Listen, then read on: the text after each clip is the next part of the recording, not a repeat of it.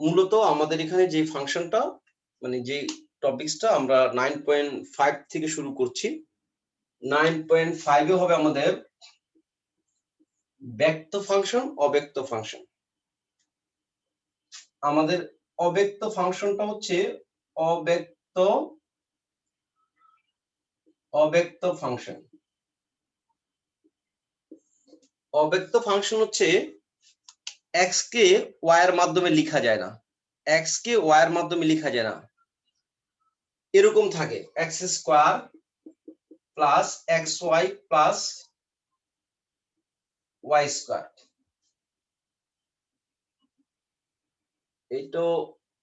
এটাও অব্যক্ত হবে না, ঠিক আছে, এটাও ব্যক্ত ফাংশন হয়ে যাবে। এটাতে y কিন্তু বের করে ফেলা যাবে x এর মাধ্যমে, y কিউব দিয়ে দিলাম ইকুয়াল টু 0। এই ফাংশনটা একটা অব্যক্ত ফাংশন, কারণ এই ফাংশনটাকে আমরা চাইলেই এখান থেকে y ইকুয়াল বের করতে পারবো না, যে x এর মাধ্যমে প্রকাশ করা যায়। এখান থেকে চাইলেই y ইকুয়াল বের করা যাবে না, যেটাকে x এর মাধ্যমে প্রকাশ করা যায়। এটা হচ্ছে অব্যক্ত ফাংশন। y ইকুয়াল বানানো যাবে না, y ইকুয়াল টু fx তৈরি করা যাবে না। y ইকুয়াল fx বানানো যায় না, এগুলোকে অব্যক্ত ফাংশন বলে। দেখো আমি একটু লিখেছিলাম এই ফাংশনটা x square plus xy plus y square. এটা লিখে কিন্তু আমি আবার সরে আসছি, যে এটা ব্যক্ত ফাংশন হয়ে গেছে। কারণ এটাকে যদি আমি y একটা দ্বিঘাত সমীকরণ বলি, y square plus xy plus x square equal to 0। এটা যদি আমি y স্কয়ার একটা দ্বিঘাত সমীকরণ বলি, y ইকুয়াল টু কি চলে আসবে, y equal to minus b, y এর সহগ minus b plus minus root over b square minus x এর whole square minus 4ac, a হচ্ছে 1, c হচ্ছে x স্কয়ার ভাগ 2a 2 1। দেখো x এর মাধ্যমে প্রকাশ হয়ে গেছে, এটা ব্যক্ত ফাংশন। y কে x এর মাধ্যমে প্রকাশ করা যায়। এখানে একটা মাইনাস দিলে হয়তো ফাংশনটা এখানে প্লাস আসতো, এটা প্লাসে চলে আসছে, প্লাস √5x। এটা ব্যক্ত ফাংশন, এগুলো হচ্ছে ব্যক্ত ফাংশন। তোমাকে যেমন এটা দিয়ে ছোট্ট একটা এমসিকিউ নিচের হয়। লাইনটা আরেকবার বলবেন, আমার নেটের প্রবলেম হয়েছিল নিচের লাইনটা। এলেনটা হ্যাঁ হ্যাঁ। এটা y এর একটা দ্বিঘাত সমীকরণ যদি মনে করি, যেটা y এর একটা দ্বিঘাত সমীকরণ, তাহলে y equal to minus b, এখানে y এর সহগ কত x, তাহলে minus x minus b plus minus root over b square, এই b স্কয়ার মানে x square minus 4ac, 4a কত 1, c কত মাইনাস x স্কয়ার, ওই তো প্লাস x স্কয়ার ভাগ 2a 21। অর্থাৎ এই ফাংশনটাকে আমি কিন্তু y ইকুয়াল বানাই ফেলতে পারছি, y ইকুয়াল x এর মাধ্যমে কিন্তু চলে আসছে। অর্থাৎ এটা একটা ব্যক্ত ফাংশন। অনেক সময় তোমাকে এরকম ফাংশন দিবে x³ + 3x y² + 3x x² y + y³ = 0। এটা কি ব্যক্ত ফাংশন না অব্যক্ত ফাংশন? স্যার বলো। আর ওই যে ওইখানে তো x² আগে প্লাস আছে, আপনি মাইনাস দিলেন কেন সেকেন্ড লাইনে? এটা x² এর সামনে এটা জি স্যার। এখানে প্লাস দিলে হয় কি, ওই এটা একটা কমপ্লেক্স ইকুয়েশন হয়ে যায়, এই জন্য আমি এটা মাইনাস দিয়ে দিয়েছি, মানে মাইনাস দিয়ে দিয়েছি আর কি। ঠিক আছে, আচ্ছা স্যার। যেমন এ একটা ফাংশন যদি জিজ্ঞাসা করা হয় এটা কি ব্যক্ত না অব্যক্ত, এখান থেকে y গুলো বের করা যাবে। দেখো এটা একটা হোল কিউবের সূত্র করে রাখছে সে, অর্থাৎ x + y হোল কিউব = 0, অর্থাৎ y = -x, y = -x। তোমার চোখে বাঁধবে যেটা x কে y এর মাধ্যমে প্রকাশ করা যাবে অথবা y কে x এর মাধ্যমে প্রকাশ করা যাবে, এরকম চোখে বাজবে। যদি না বাজে বুঝবে যেটা অব্যক্ত ফাংশন। আবার অনেক সময় আমরা এটা দিয়েও বুঝি dy dx টা টোটালি x দিয়ে আসবে, তাইলে বলা হয় অব্যক্ত ফাংশন, ব্যক্ত ফাংশন। আর dy dx এর মধ্যে যদি y থেকে যায়, dy dx এর মধ্যে যদি fxy থেকে যায়, ওগুলোকে আমরা অব্যক্ত ফাংশন বলি। dy dx এর মধ্যে যদি x আর y দুজনই থেকে যায় ওইটা অব্যক্ত ফাংশন। তাহলে তোমাকে যদি এইখান থেকে একটা এমসিকিউর কথা যদি বলি, আমি ব্যক্ত অব্যক্ত দিয়ে একটা কোশ্চেন করব তোমাদের নেক্সট পরীক্ষায়, যেন তোমরা এটার উপর এই টপিকস এর উপর একটু পড়বা, ঠিক আছে? এই অধ্যায়টার মধ্যে যাবা 9.5 এ, দেখবা যে অনেক কিছু বাংলা লেখা পাবা, ওগুলো একটু পড়বা। Number 1 x cube plus x square y plus x y square equal 0। তোমাকে জিজ্ঞেস করছে এটা কি ফাংশন, এটা কেমন ফাংশন? কত বলা হচ্ছে ব্যক্ত, কত হচ্ছে অব্যক্ত, গত হচ্ছে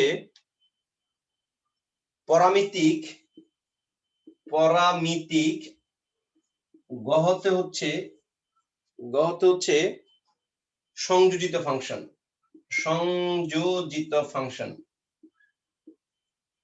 ওকে, এখন ব্যক্ত অব্যক্তর ব্যাপারটা তুমি জানো, পরামিতিক ব্যাপারটা তুমি জানো তো? পরামিতিকে দুইটা ইকুয়েশন থাকার কথা ছিল, দুইটা ইকুয়েশন থাকার কথা। এখান থেকে তুমি চাইলেও x কে y আকারে বানাতে পারবা না, বা y কে x এর মাধ্যমে প্রকাশ করতে পারবা না। এটা একটা অব্যক্ত ফাংশন। কিন্তু পরামিতিকটা আমি কেন বলছি না, বা সংযোজিত কেন বলছি না? ব্যক্ত তো বলছি না, অব্যক্ত দেখে ব্যক্ত বলছি না। পরামিতিক ফাংশন কেমন থাকে? পরামিতিক ফাংশন হচ্ছে x equal to r cos theta বা a cos theta, y equal two b sin theta. দুইটা চলক x এবং y দুজনেই থিটার উপর ডিপেন্ডেন্ট, দুইটা চলকই থিটার উপর ডিপেন্ডেন্ট। এগুলোকে বলা হয় পরামিতিক ফাংশন। অথবা x equal to 2t plus 3, y equal two t plus 5, এগুলোকে বলা হয় পরামিতিক ফাংশন। এগুলোকে বলা হয় পরামিতিক ফাংশন। দুইটা ফাংশনই একটা চলকের উপর ডিপেন্ডেন্ট থাকবে, দুইটা চলক দুইটা ফাংশন একটা চলকের উপর ডিপেন্ডেন্ট থাকবে। এই পরামিতিক ফাংশনটা কাকে সূচিত করে জানো? এটা সরল রেখাকে বোঝায়, এটা সরল রেখাকে বোঝায়, এটা একটা সরল রেখাকে বোঝায়। আর এই পরামিতিক ফাংশন সমীকরণে এই দুইটা সহগ যদি সমান থাকে, এই দুইটা সহগ যদি সমান থাকে তা এটা বৃত্তকে বোঝায়। আর এই দুইটা সহগ যদি দুই রকম থাকে এটা উপবৃত্তকে বোঝায়।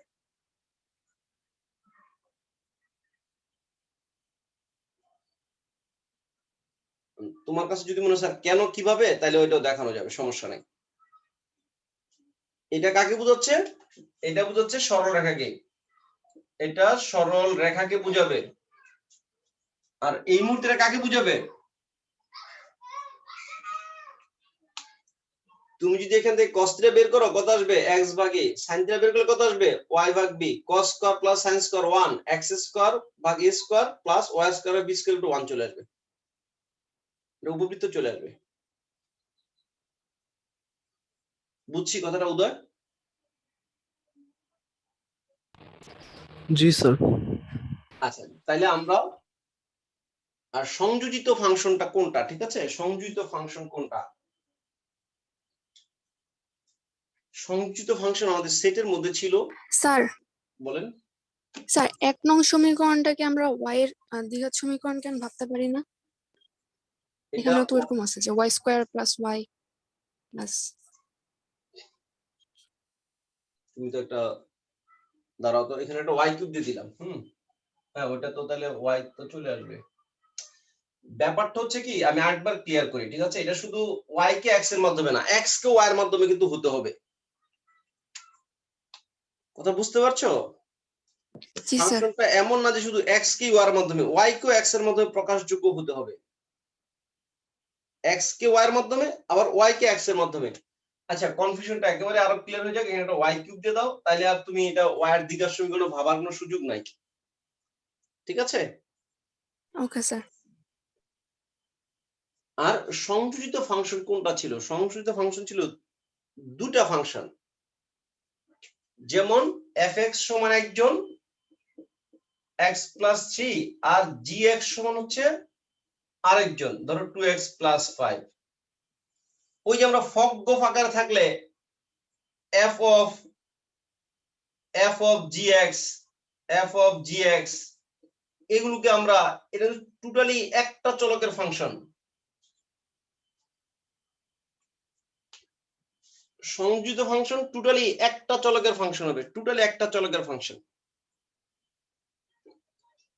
ফগ বের করলে টোটালি x দিয়ে আসবে। এটা সংযোজিত ফাংশন না, এটা পরামিতিক ফাংশন না, এটা ব্যক্ত ফাংশন, এটা অব্যক্ত ফাংশন। ওকে, 9.5 থেকে এরকম একটা ইকুয়েশন দিয়ে আমাদেরকে এটাই জিজ্ঞাসা করবে।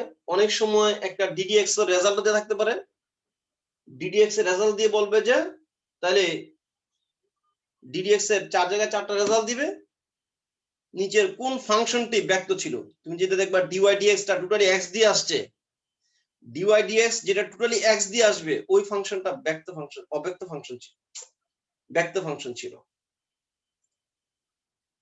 আমি কি পেস লাগাই ফেলছি? যেটা dydx টোটালি x এর মাধ্যমে, টোটালি x এর সাহায্যে, ওটা কি, ওটা হচ্ছে ব্যক্ত। আর যেটা dydx এর মধ্যে দেখবা যে একটা y রিলেটেড, একটা আরেকটা y1 রিলেটেড, ওগুলো একটা ব্যক্ত ফাংশন না, সবগুলো অব্যক্ত ফাংশন। ঠিক আছে? স্যার ব্যক্ত অব্যক্ত মানে কি? মানে এর ব্যক্ত অর্থ মানে কি, ধরো প্রভা এখন আমার একটা জিনিস খাইতে ইচ্ছা করতেছে, ঠিক আছে, রোজার মধ্যে খাইতে ইচ্ছা করতেছে, কিন্তু আমি রোজাও না, এখন মানুষের সামনে খাইতেও পারতেছি না, মানে কথাটা আমরা প্রকাশ করতে পারছি না, যে প্রকাশ করতে পারছি না, ওটাকে বলা হয় আমরা অব্যক্ত, যে প্রকাশ করতে পারছি না, আমার একটা কথা, মনের কথা প্রকাশ করতে পারছি না। যেমন 2x plus 5y equal to 9, এখান থেকে x ইকুয়াল বানানো যাবে y এর মাধ্যমে? হ্যাঁ যাবে। x ইকুয়াল যদি বানাই y এর মাধ্যমে কি লিখবো, 9 মাইনাস 5y ভাগ 2, x এর মাধ্যমে প্রকাশ করতে পারছি, যে আমার কথাটা x এর মাধ্যমে প্রকাশ করতে পারছি। আবার যদি বলি y এর মাধ্যমে, y ইকুয়াল কি লিখবো, 9 মাইনাস 2x ভাগ 5, x কে y এর মাধ্যমে বা y কে x এর মাধ্যমে প্রকাশ করতে পারছি তো? জি স্যার। এই যে প্রকাশ করতে পারলা, তুমি যে নিঃশ্বাস ছাড়তে পারলা, ঠিক আছে।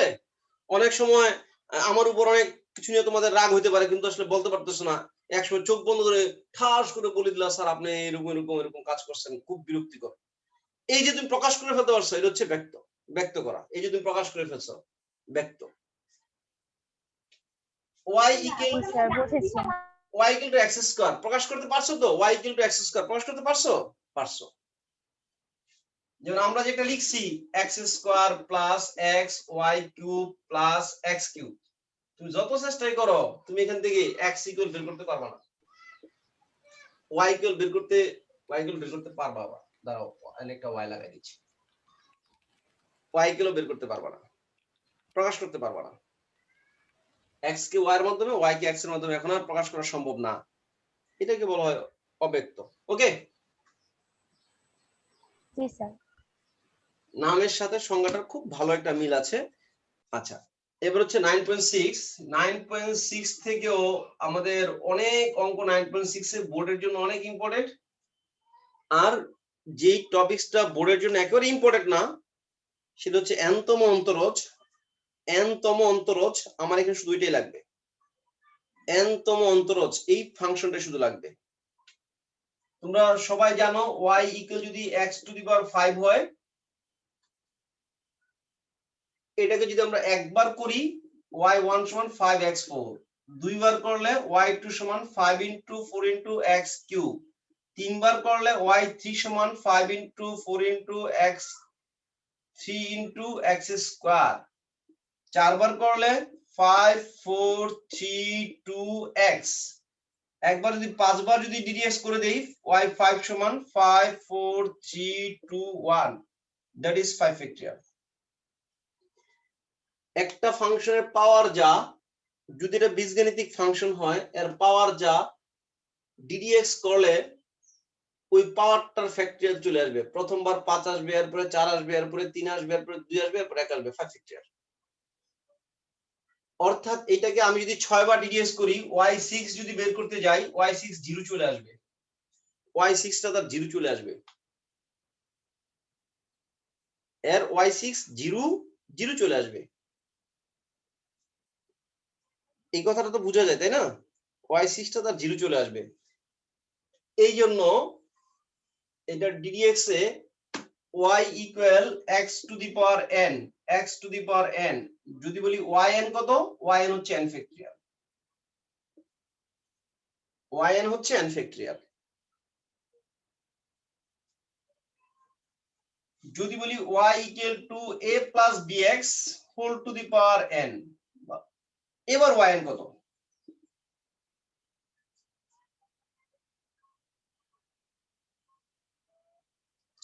এনিবডি?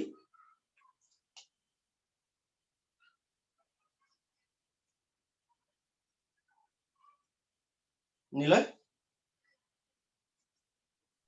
না স্যার, করতে হবে তো স্যার। ঠিক আগের মতেই এটা n ফ্যাক্টরিয়াল হবে, কিন্তু ওই ভিতরটা যদি ডিডিএস করি, একবার করলে b একবার বাইরে আসবে, দুইবার করলে b দুইবার বাইরে আসবে, তিনবার করলে b তিনবার বাইরে আসবে, অর্থাৎ b to the power n আসবে, b to the power n n factorial. বুঝতে পারছি b to the power n কেন আসছে?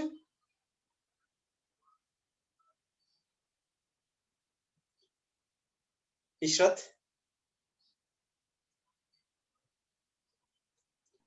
জি sir. b to the power n কেন আসছে বুঝতে পারতেছি? জি স্যার। একবার ডিডিএস করলে n ইনটু এটার পাওয়ার n মাইনাস 1 হবে, ইনটু ভিতরেরটা করলে একবার একটা b আসবে, আবার করলে আরেকবার একটা পাওয়ার আসবে সামনে, আরেকবার b আরেকবার সামনে আসবে, অর্থাৎ একবার করলে b একবার বাইরে, দুইবার করলে b দুইবার বাইরে, n তো বার করলে b n তো বার বাইরে আসবে, b to the power n n factorial. তাহলে আমি যেটা সংখ্যা দিয়ে একটা एग्जांपल দেই, y equal to 2 plus 3x whole to the power 4, এটার অ্যানসার কি আসবে তাহলে এখন?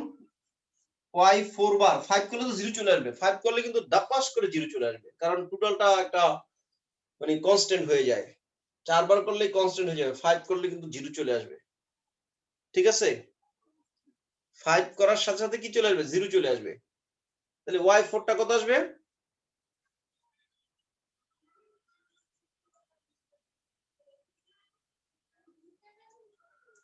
3 to the power 4 into 4 factorial. 3 to the power 4 into 4 factorial। আল্লাহ যা আসছে অ্যানসার। ওকে, এই হলো আমাদের নরমাল একটা বীজগণিত নিয়ে আলোচনা, ঠিক আছে? স্যার বলেন। Sir y equals to sin into x plus b এরটা কি হবে? ওইটাই এখন করব, ঠিক আছে? আচ্ছা, y equal sin ax plus b না, ax প্লাস b। যদি আমরা এটাকে ডিডিএস করতে যাই, আমরা কাজ করি প্রথম শুধু ax টা নিয়ে কাজ করি, sin ax, এরপরে প্লাস b তে যাই। মূলত যদি আমরা sin x কে বা cos x কে যদি একবার ডিডিএস করি, সে 190 কোণ ঘুরে, 190 কোণ ঘুরে। দেখো এটা যদি y1 করি, sin x এর কত আসে, cos ax, আর একটা a কিন্তু গুণাকারে আসে, একটা a গুণাকারে আসবে। এটাকে আমরা লিখতে পারি a ইনটু sin পাই ভাগ 2 প্লাস ax। দেখো এটা লেখা যায়, একবার ডিডিএস করলে sin 190 গুণ ঘুরে গেছে, 190 এর জন্য sin cos হয়ে যায়,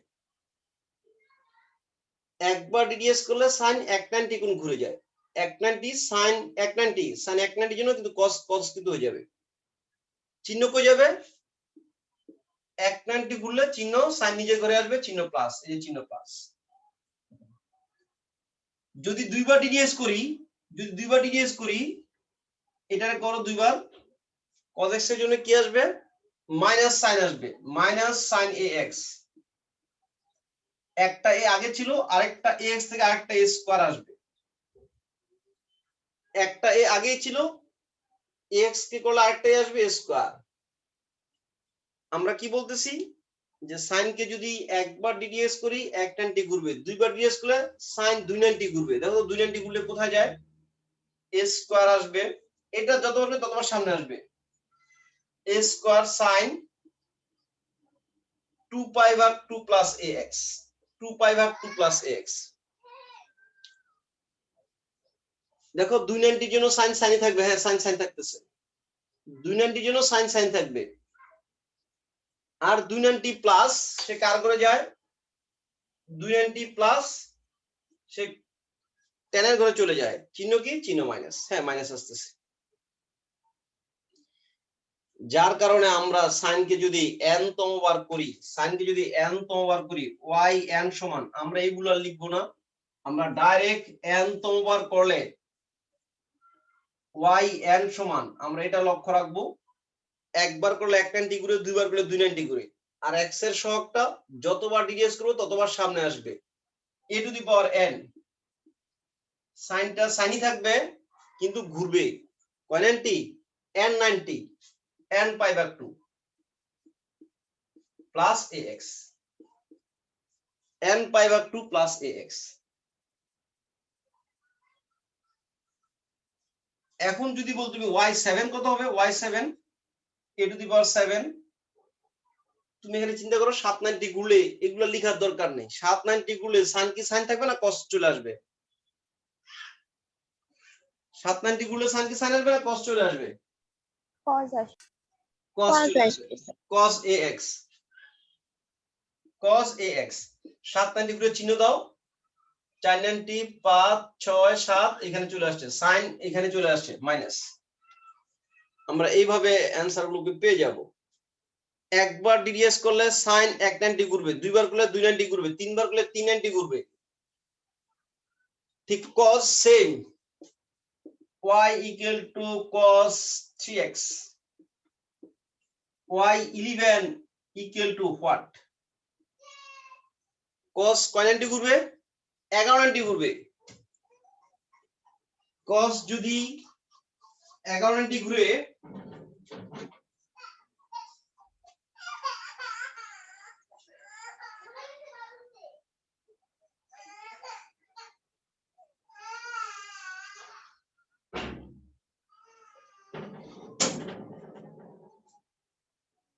যদি 1190 ঘুরে, cos যদি 1190 ঘুরে, অবশ্যই cos sin হয়ে যাবে, অর্থাৎ রেজাল্ট চলে আসবে sin, sin 3x। থিটা কবার আসবে? থিটা 11 বার আসবে, 3 টু দি পাওয়ার 11। চিহ্ন দেখতে হবে, চিহ্ন দেখতে হবে, চিহ্ন আমরা দেখবো, চিহ্ন প্লাস না মাইনাস এটা কিভাবে দেখা যায়? 1190 ঘুরবো, 1190, 8 9 10 11, 11 প্লাস এখানে চলে আসছে, cos কার ঘরে গেছে? নিজের ঘরে। নিজের ঘরে, চিহ্ন প্লাস, চিহ্ন প্লাস, এটা অ্যান্সার। বুঝতে পারছি? sin x cos x এরটা আমাদের খুব বেশি দরকার, এটা আমরা অনেক সময় মুখস্থ করে রাখতে পারি না, জাস্ট এটা মনে রাখলে চলবে যে sin একবার ddx 190 ঘুরবে, দুইবার ddx 290 ঘুরবে, তিনবার ddx 390 ঘুরবে, চারবার ddx 490 ঘুরবে, 11 বার 1190 ঘুরবে। এর মানে এবার না একবার sin করব, একবার cos করব, বা চিহ্ন দেখব, ddx করব, এতবার করে করা যাবে না। ক্লিয়ার এটা তাহলে? y equal to cos b to the power x, y n কত আসবে? b to the power n cos n pi ভাগ 2, n pi ভাগ 2 plus bx।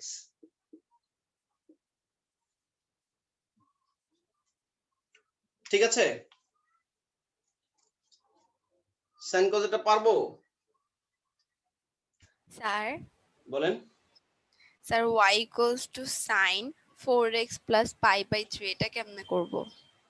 y ক্ষেত্রে equal to sin 4x 4x plus plus pi by 3। pi ভাগ 3। ওকে, দেখো আমার কিন্তু ঘটনা কিন্তু এই 4x কে নিয়ে, 4x কে নিয়ে ধ্রুবক কিন্তু আমার ddx এ বারবার আসবে না, যদি থিটার কিন্তু কোনো চেঞ্জ হবে না, থিটা এটাই থাকবে। তাহলে আমরা এটা যদি y n বার যদি করে ফেলি, ধরো কতবার করব? ধরো আমি 9 বার করছি, y9, তাহলে কে বারবার আসবে? এই পাই ভাগ 3 কি বারবার আসবে? আমরা যখন সাইনের জন্য করি cos হয়, এটার জন্য করলে 4x এর জন্য 4 বাইরে আসবে, π/3 তো 0 হয়ে যাবে, π/3 কিন্তু বারবার আসবে না, অর্থাৎ 4x টা বারবার 4 টা বারবার আসবে, 4 টু দি পাওয়ার 9। এইটুকু বোঝা যায়? জি স্যার, জি স্যার। এই π/3 কি বারবার আসবে? না থিটা যা আছে cos এর ভিতরে থিটা তাই থাকবে, sin এর ভিতরে থিটা এটাই থাকবে, কিন্তু ওরা কি বারবার আসবে না আসবে না? ও কিন্তু বারবার বাইরে আসবে না, কারণ sin এর জন্য cos করব, এটার জন্য ডিডিএস করি 4 টা থেকে যাবে, আবার cos এর জন্য sin হবে, এটার জন্য করলে 4 টা আবার বাইরে আসবে, ওই x এর সহগটা বারবার বাইরে আসবে। 4 টু দি পাওয়ার 9 9 বার ঘুরলে sin কি sin থাকবে না cos হবে? বলো। cos হবে। cos 4x plus π/3। এবার চিহ্ন দেখে দাও, চিহ্নটা দেখে দাও, চিহ্ন কত? 990 990 না, এই হলো 8 9 প্লাস, এখানে চলে আসছে 990 প্লাস, 990 প্লাস হলে এখানে চলে আসছে কার ঘর? সাইন নিজের ঘর, চিহ্ন প্লাস, এটা answer. 4 to the power 9 cos 4x plus π/3, cos 4x plus আর ওই যে π/3। n π/2 ওইটার কি হবে? কোনটা? ওই যে উপরে যে সূত্রটা লিখলেন না যে cos n π/2 প্লাস bx, ওই n π/2 টা কই? ওই n π/2 এর জন্য তো 990, তো এই ধর n এর মান 9, এই 990 তো, তাহলে 990 এর জন্য cos কি হয়ে যাচ্ছে? cos sin হয়ে যাচ্ছে, বা sin cos হয়ে যাচ্ছে। ও এই 90 এর জন্য তো sin cos হয়ে যাচ্ছে, আবার কোয়াড্রেন্টে ঘুরে চিহ্ন দিয়ে দিচ্ছি,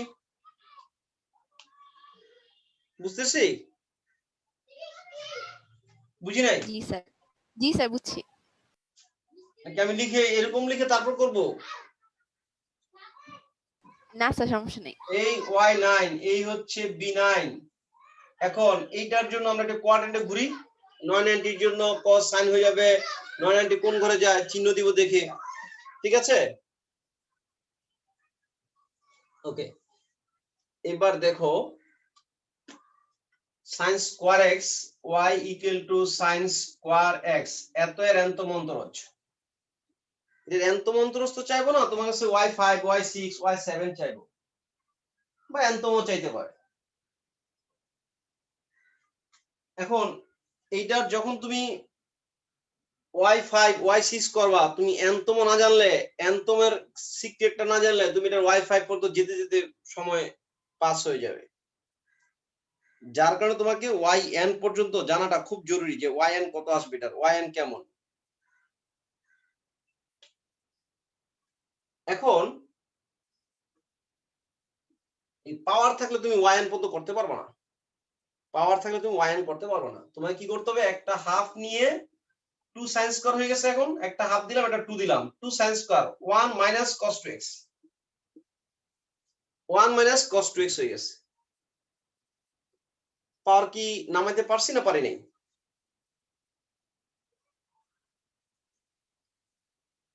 জানি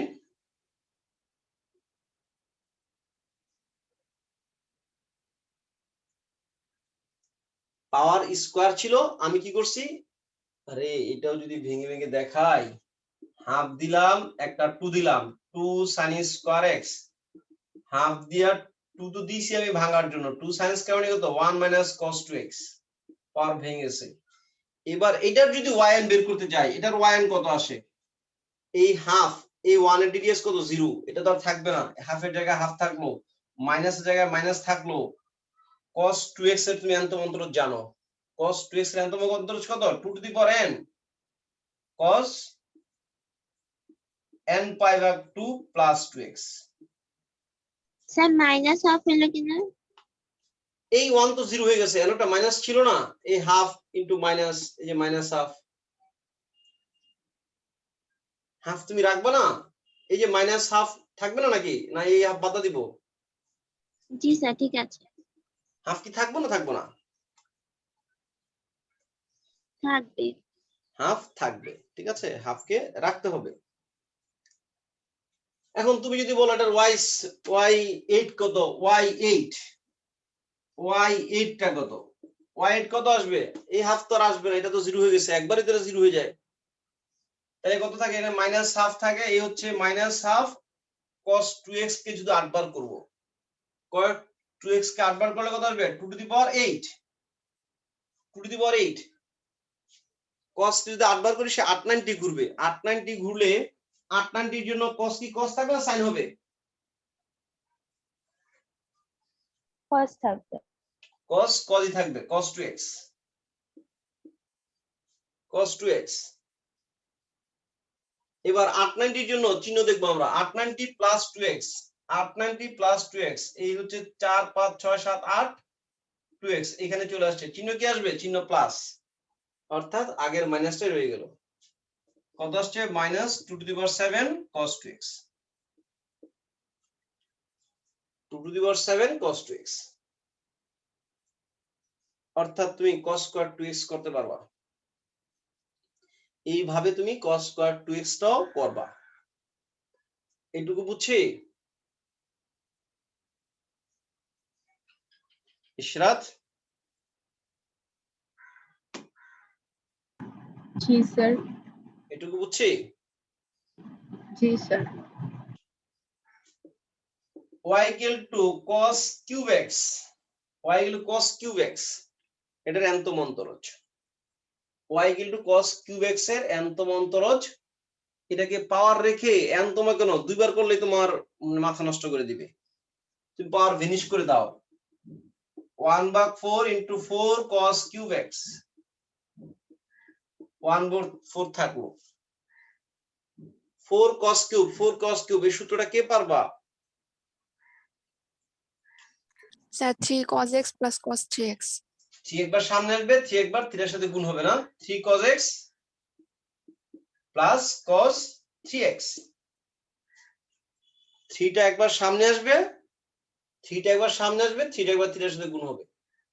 এবার এটাকে আন্তম অন্তরজ আমরা বের করতে পারি। এবার যদি y5 বলে, y6 বলে, y7 বলে, কোনো সমস্যা নাই। ধরে নিলাম y21 বা 20 বলছে, y20 কত? 1/4 ধ্রুবক থেকে যাবে,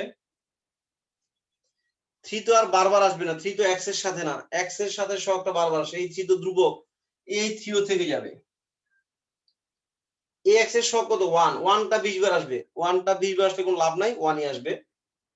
তাহলে cos x কয় 90 ঘুরবে? 20 90 ঘুরবে, 20 90 ঘুরলে cos x কি আসবে? cos x ই আসবে। চিহ্নটা শুধু দেখে দিব আমরা, এই হচ্ছে 20 90 প্লাস, এখানে ফার্স্ট কোয়াড্রেন্টে চিহ্ন প্লাস 3 cos x, তারপরে plus cos 3x, cos 3x কে যদি 20 বার করি, 3 টা 20 বার সামনে আসবে, 3 two the power 20, cos 3x এর জন্য কি ওই cos 3x ই আসবে, চিহ্ন প্লাস আসবে, 20 90 ঘুরতেছি, এটাই তো অ্যানসার। অর্থাৎ এগুলো এমনিতে দেখতে মনে হবে যে অনেক বড় বড় অঙ্ক, কিন্তু আমরা যদি একটু সিস্টেমটা বুঝে করি দেখবা যে অনেক ছোট অঙ্ক, তবে এটার nতম অন্তরজ অবশ্যই লাগবে, অবশ্যই nতম অন্তরজ লাগবে।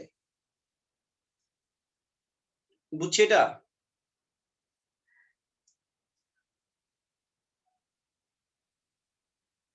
ফাতেহা?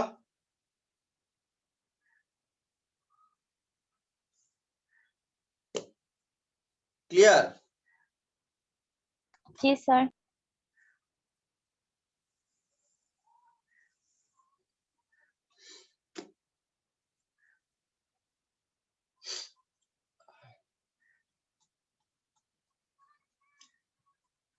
কি হয়েছে মাটি?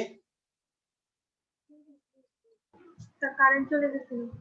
ও, মাটির আলিমার একসাথে কারেন্ট চলে গেছে।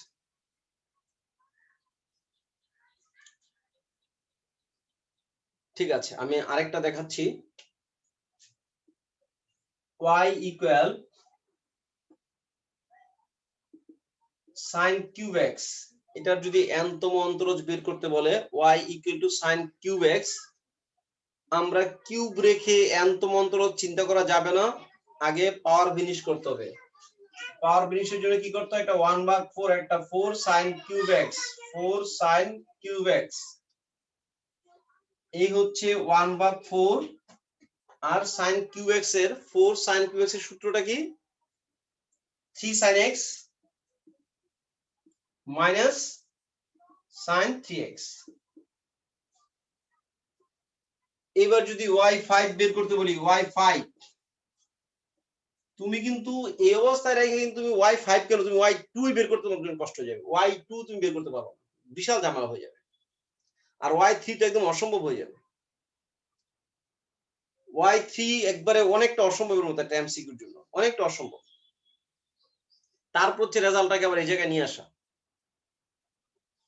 y5 1/4 ধ্রুবক সামনে থাকলো, এই 3 ও কনস্ট্যান্ট, এই 3 ও থাকলো, sin x কয়বার করব, sin x কে 5 বার ডিভিএস করব, এখানে x এর সহগটা 5 বার সামনে আসবে।